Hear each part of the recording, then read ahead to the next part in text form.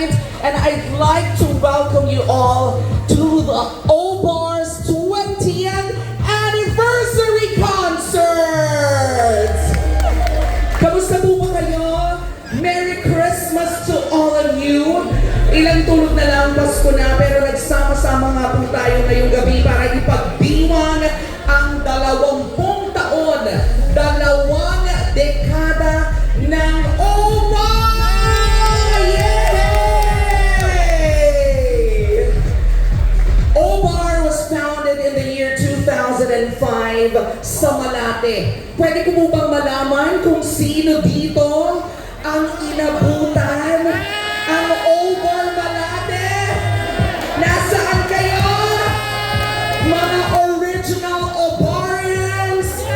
Hello, hello to all of you! Parang puro kabataan dito. Sino dito ang inabutan ng O-Bar 2005? Okay. Parang halata naman. Charot. Sa kabila, sino dito ang inabutan ng O-Bar 2005? In fairness. Madami-dami din, ano? Pero yun nga, O-Bar has been our home. Just like you, every weekend, abay syempre, nagwawalwalan tayong lahat sa O-Bar. I see familiar faces in the audience na every weekend ay kasama po naming magwalwalan. Kapag may walwalan, may inuman, may kantahan, may sayawan, at kapag alas 3 na po ng madaling araw, may laplapan. So I'm sure mamaya may tikiman. At syempre practice safe engagement. O, diba? Ang wholesome ng word na engagement. Pero yun nga po, I'd like to welcome you all to O-Bar Our Home, the 20th Anniversary Concert. 20 glorious years na naging posible po dahil sa inyong lahat. Sabi nga nila, O-Bar daw ang sukatan, the gold standard when it comes to drag shows in the Philippines. Tama ba? Agree ba kayo? Agree po kayo, General? Of course! Hello! O-Bar po ang nakapag-produce ng lahat. Well, 3 out of 4 winners ng Drag Race Philippines! So, abang-abang na tayo for season 4, no? Sino kaya ang ipanlalaban ng O-Bar? Pero balik tanaw po muna tayo.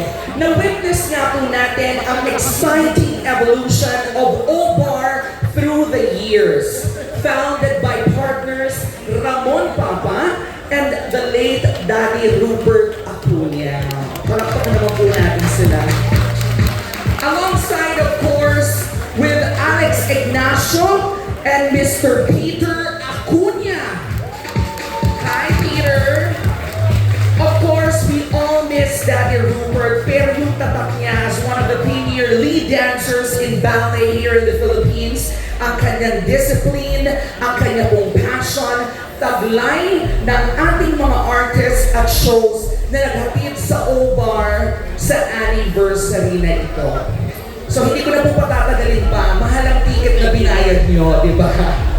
Manood na tayo nitong 20th anniversary concert na ito. Kaya naman, let us now experience the thrilling array of acts that have fueled the rise and rise of O-Bar for 20 long years.